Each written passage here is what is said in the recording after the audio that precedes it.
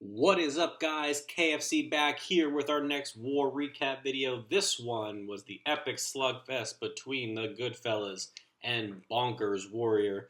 Almost the second that war popped, the first thing that we noticed was how horrendous of a mismatch this was.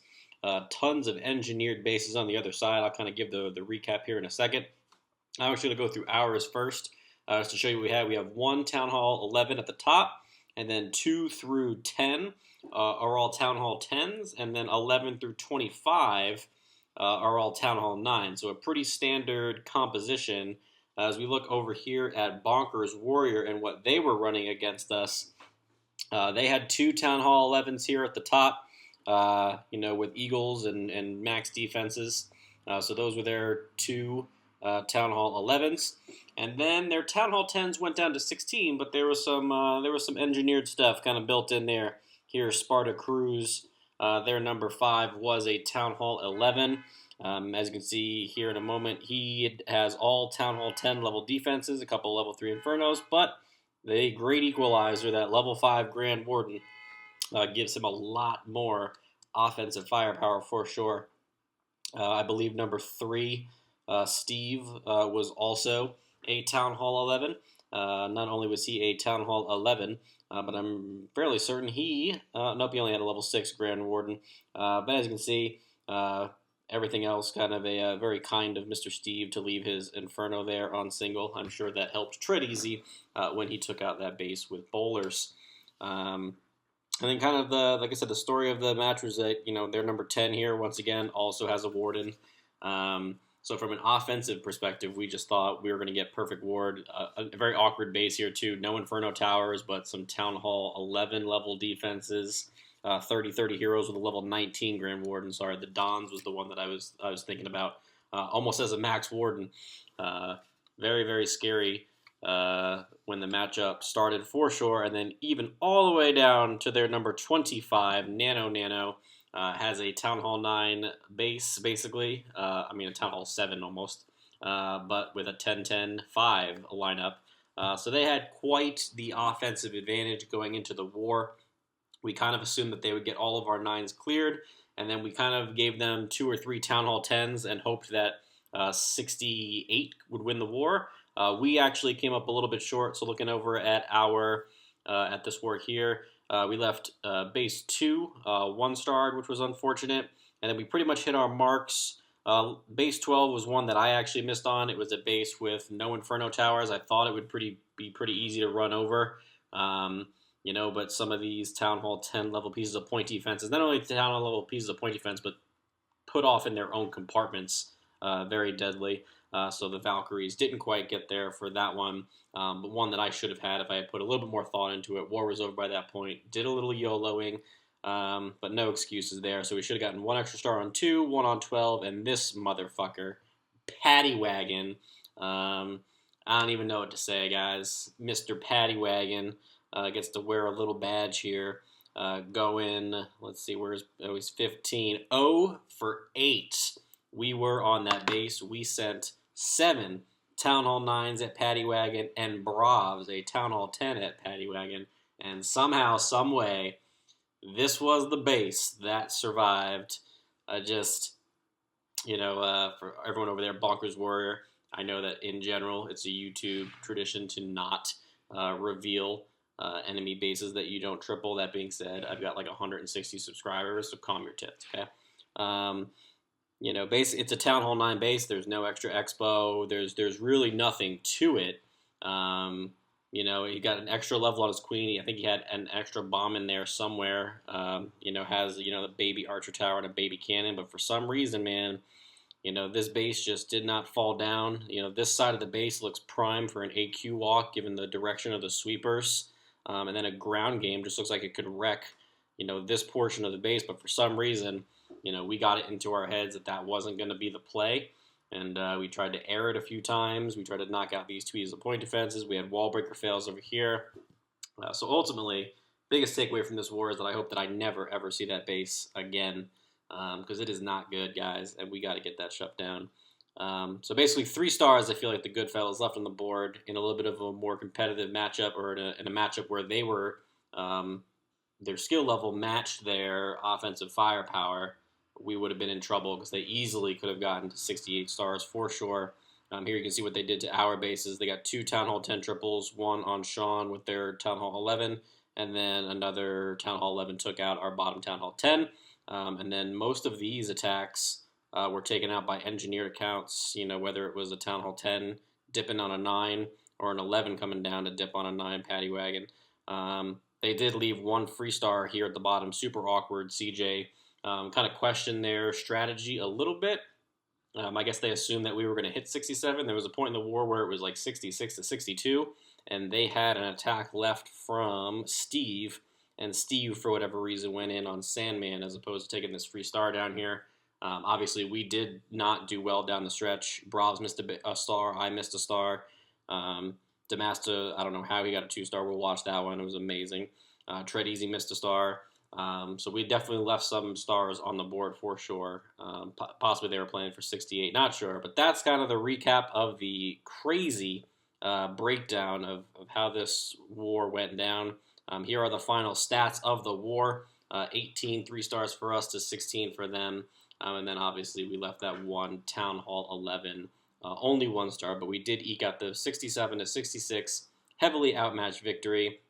And I wasn't actually going to plan on doing a YouTube video for this war in preparation for our range this weekend, but one of the co-leaders of Bonkers Warrior, it's no longer here, but when I went to sleep last night, the message was, do you still record YouTube videos even when you lose? Now, at the time, Bonkers Warrior was up 56 to 22, and we were just doing our Town Hall 9 thing, but whoever is in control of the Bonkers Warrior clan description, please wait until you know who you're up against before you get a little aggressive there. All right, so let's actually watch some attacks here, some ones that kind of were clutch at the end of the war. So this is one that Demasta and I sort of designed. All archer towers on the outside of the base, all 8 of them, and you're just going to see a bunch of baby dragons go down and get some easy 1-for-1 trades. But even better than 1-for-1 trades is that they're going to also clean up some trash sort of while they do it. And he's just going to circle the base, target those archer towers. I think Demasta for a moment forgot that there were these 2 archer towers on this side. You'll see why here in a second. He starts sending in some troops that I don't think he means to send in. But ultimately he does commit the baby dragons. Boom, there it is right there. One on that archer tower there at 4, and then another one over here at 3. And so before he's also being very careful with the amount of troops he deploys. He knows that the Eagle activates at 125. So just kind of sprinkling baby dragons in, and there we are. We are at 39% by the time that he gets a partial CC lure. So he's got all of his spells, 10 Valkyries and 2 heroes, basically, to get a 2-star. I didn't think, honestly, at this point that a 2-star was going to happen. I just didn't see how the Valkyries were going to path. There's really no good funnel creation point for them at the moment. But we're going to watch something pretty incredible here in a second. He's going to drop his king there. He's going to soak up the Eagle artillery. The wall breakers are going to get him in. Pops his king ability nice and early, which is exactly what you want by the time all that stuff gets locked on. The rest of the CC is coming out here. And then the queen is up there sort of creating a funnel as well. So now you can see what is important to notice about this base is that these 2 pair of wizard towers here were actually not 4 squares away from the wall. If they were backed up 1 extra tile, he would not have been able to create this funnel. But here you see a very nice trash funnel that's going to lead him into the core. And so now just like that, he has the ability to make it to the town hall. The question is how he's going to do it with all these minions still up and really nothing to take care of it. He's basically got Valkyries and spells at this point. Poison's going to go down to sort of get those minions, a rage spell to get those Valkyries in, and then a heal spell, a jump spell, a free spell, and a rage spell. So all 5 spells in quick succession, and it's just going to stall long enough for those Valkyries to get in there, take that town hall, take down the Eagle artillery, and he is going to pretty much stall out there and finish with, I believe, a 66%. I don't believe that this baby dragon gets anything else. But really, really good attack there by Demasta. 39% in baby dragons is amazing. My tip to Mr. Boots would be to do something. Those archer towers are so sexy. Put them inside the base somewhere so that they can't just all get picked off by baby drags. All right, going to be looking at one of our dips here. Tread Easy going in on base 3. Effectively a Town Hall 10 just with a level 6 Grand Warden. No additional defenses and not even a fully maxed out Town Hall 10.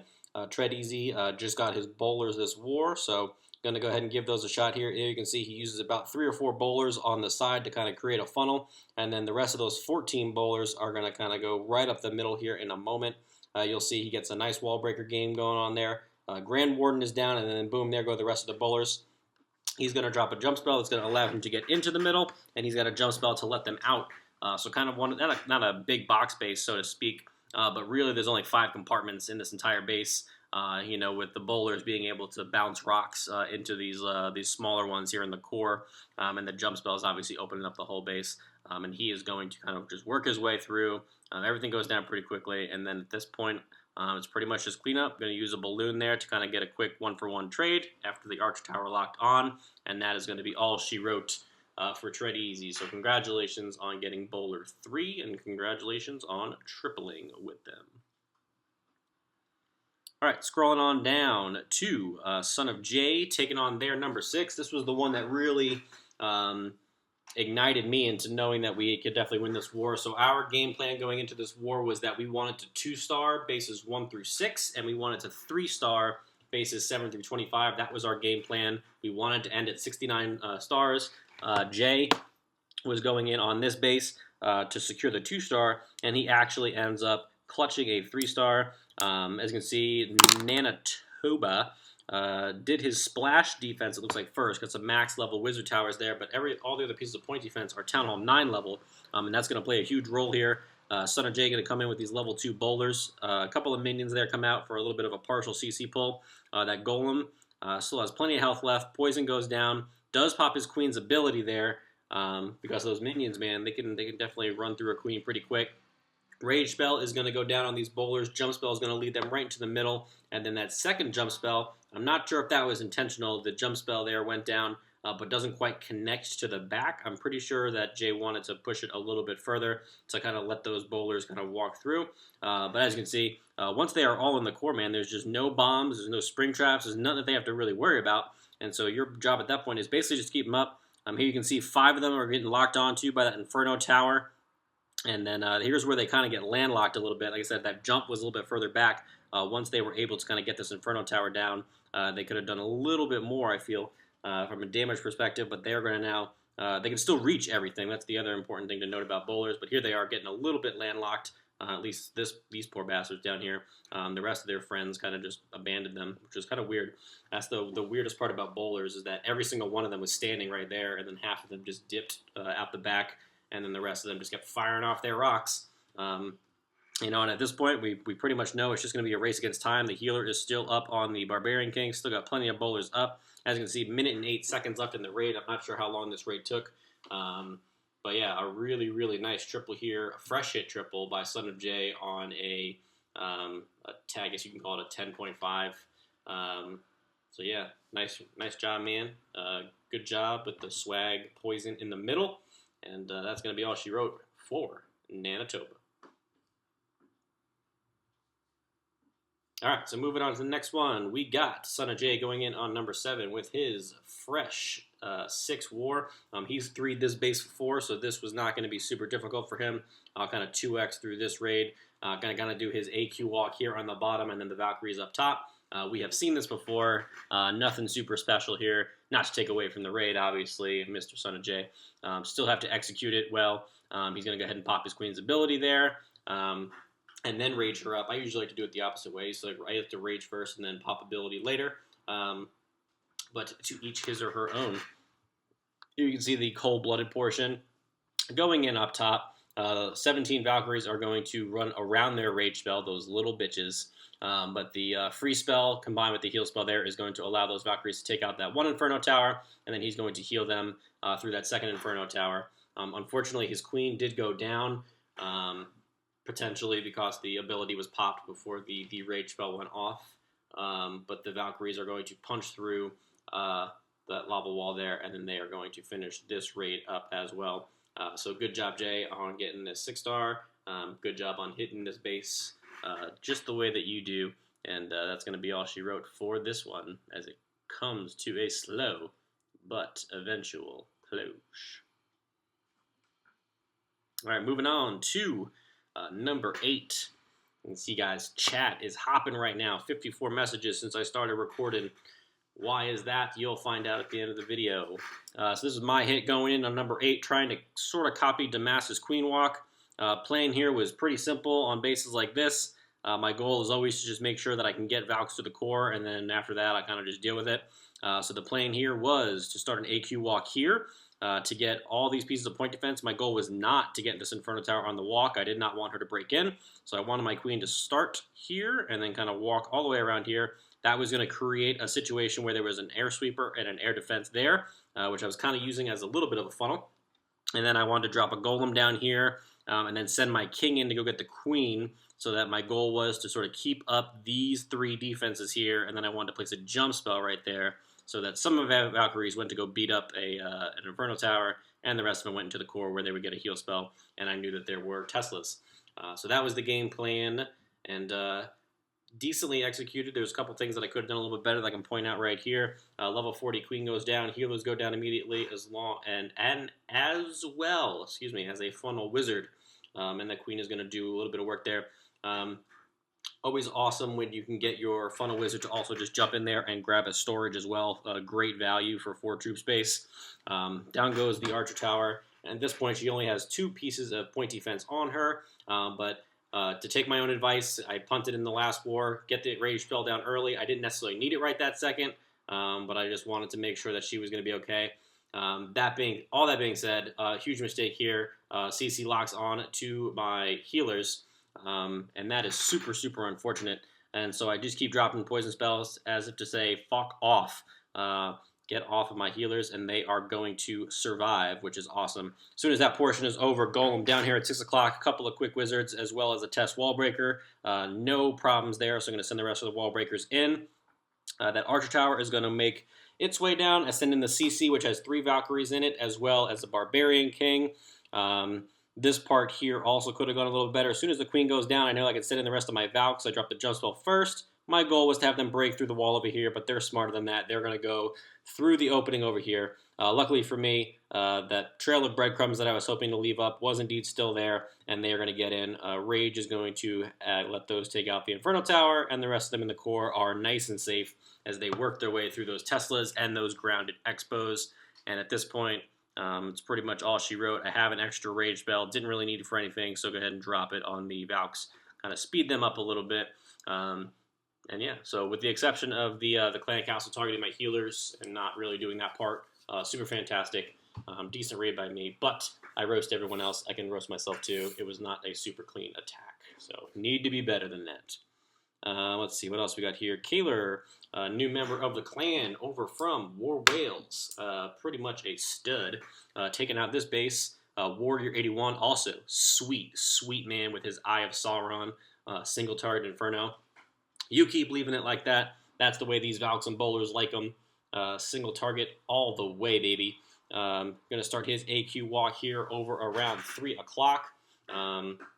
Has a nice little split. I'm not sure if the split on the healers was purposeful or not, but it's definitely something that I try and do a little bit if I can do 2 and 2 to keep them out of range of either sweepers or air defenses or whatever. And you can see here that one sweeper is targeting the one healer, but those other 2 are staying on her, which is awesome. Now I think they're all going to be in range, which is unfortunate. But he drops the poison spell. He gets it on the CC, and he's got that rage spell on those healers, no problem. And he's got his ability in the bag. So that is a very pro Kevin AQ walk. I like it. So we're going to start the second portion down here. Giant went down to tank those two cannons, and then a couple of wizards down to create a funnel. He's not using any wall breakers, even though he got a spring trap there to the face. Jump spell is going to go down, and they are going to get pulled in by that Archer Queen. This is why we don't have Archer Queens and Barbarian Kings in our core. Every single one of those Valkyries went in, and now that core is getting absolutely tore up. No problem there. The King is around the outside. He's smacking down defenses, and now the Valkyries are going to join him and even run out in front. I'm not sure if he's going to be able to make it. He's not. He's going to go down a little bit, which is unfortunate, but look at these minions down here. They say, don't worry, Mr. King. We got you covered. We're going to take out these cannons. No fucking problem as the rest of the base gets worked by the AQ walk that is still up. He still has the Queen ability in the bag. He's got his Valkyries running around the outside, and it's going to be these minions right here. That's who I'm calling the MVPs of the raid.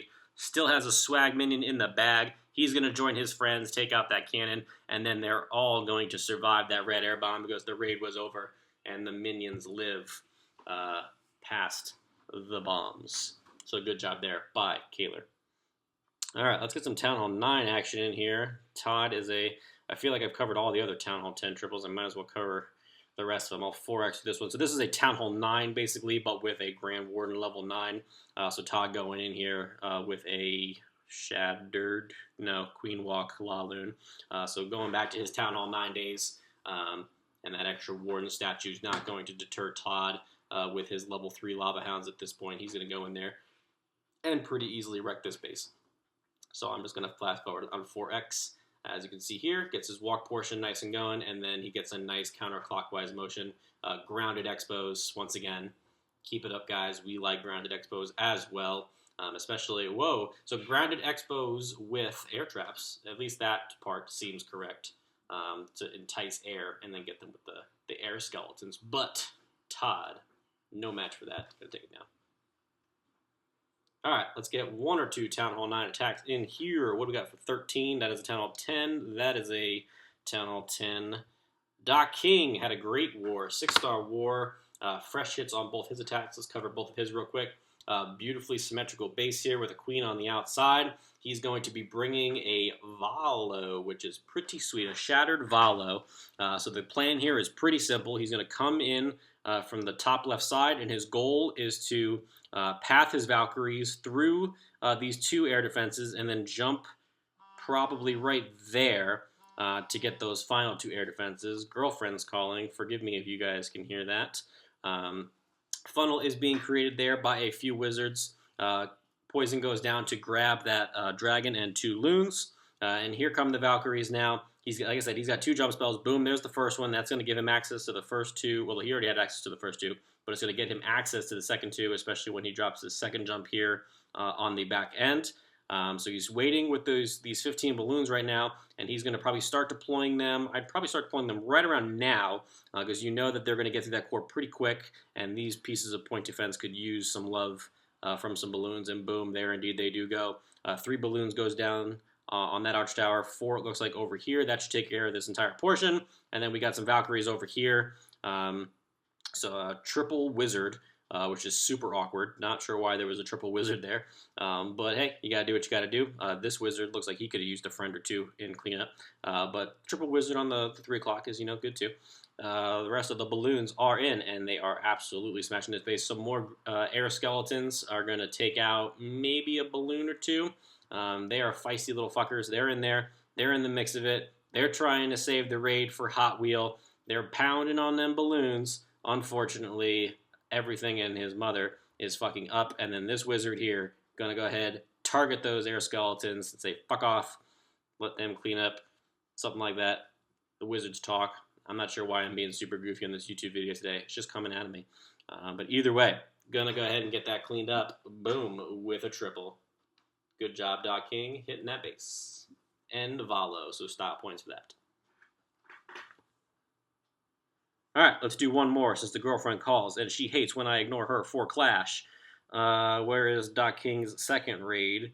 It is on Tony the Tiger. This is a fucking sweet name.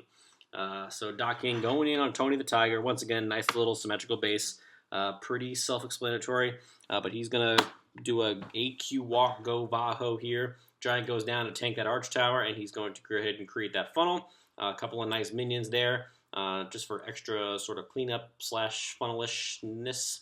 And then the Archer Queen here is going to do a little bit of work. Also the same thing as Kaler. Once again, not sure if it was purposeful or not, but I do like the split healers, just because, like I said, if they come into a range of an air sweeper, it's nice if you can get one to get pushed. Because I have seen some raids end where all 3 or 4 are getting pushed, and it gets a little awkward.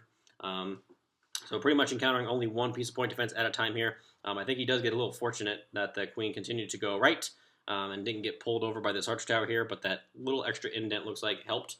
Double poison here for the all minion CC. They're going to go down pretty easily, and a rage spell is going to keep his queen up. And at this point, he's pretty much accomplished everything that he's hoping to accomplish with his walk, and now I assume we're going to see the ground portion start, and indeed he's going to start at around 9 o'clock. They're going to take care of the rest of those trash buildings, and then they're going to jump in there. Jump spell goes down first, nice and easy. No need for a heal spell yet. Goes ahead and drops it now that they triggered a bomb, which is fantastic timing. Meanwhile, his queen is still down here. We know that she's going to do work. She's going to put in about 40% of work to this base. And when your queen puts in 40%, the Valkyries and the Hogs can easily get you that remaining 60%, no problem. And he's just going to surgical around the outside, and they're going to converge in the middle to kind of finish off this raid here. Barbarian King's ability goes off, and that's all she wrote for that raid. So good job, Doc King. Great 6-star war. We needed those Town Hall 10 or Town Hall 9 bases to go down, and you accomplished 2 of those nice and early. So awesome job. All right, so going to give a final look over at our roster. A couple of 3 there by Treadwell and a heartbreaking 99. Me getting 1 good attack in there, punting the second attack. Town Hall 10s, Carver could have done a little bit better with the exception of Son of Jay, who did amazing. So great job there. And then the Town Hall 9 game, a little sketchy for the most part, but Kirsch Dude had a nice 6-star war. Doc King had a 6-star war. And the Ignatz account, which was manned by me, I think. Yeah, I hit 18. I don't think I hit 20, though. I think Son of Jay hit 20. So Son of Jay with a nice 9-star war. Yeah, awesome job. Good war to the guys over there at Bonkers Warriors. Not sure. I don't think they're talking to us anymore. But either way, I do want to give a small message to Bonkers Warriors. If you ever want to join an elite clan war family, we are available. Now, our main clan is for people that know what they're doing and they know how to 3-star, but we do have, wait for it, boom, right here, TGF Origins, level 3. Up and coming war clan. Right now, it's our retirement community. It is all of our people that no longer play the game, but if you guys wanted to all come over to TGF Origins, we would welcome you with open arms. We would invite you into our Discord server, and you could all play the game at a little bit of a higher level. So yeah. Now, on to the special announcement at the end of the video. Damasta, congratulations on your first Arrange War pair. It is the Goodfellas. It is White Temple, and it is a rematch from a war that we had a little bit ago here. Let's see if they said anything to us. They didn't send us some well wishes, damn it. Let's go ahead and go into our, as you can see, the friendly challenges are rolling. Everyone is getting prepared for the Arrange War. Looking at bases. Let's go ahead and give Sweezy here some wizards and I guess a wall breaker. I don't know why. And then let's go into our war log. I don't know why I clicked that button. Right here. And let's find our matchup against White Temple that occurred. There it is right there. I'll bring it to the top. 48 days ago, a 56-53 20v20 victory. Great group of guys over there at White Temple. We're really excited for this rematch. They've got about half of their members from Dark Avengers, I believe I got that correct. And then them from the other half from White Temple.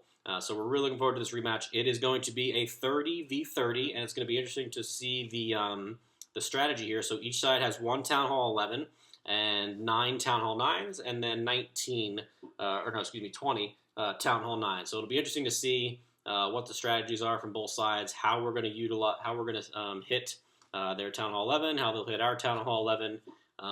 This video will be up after War Day has started, so we will see what they are able to come up with here.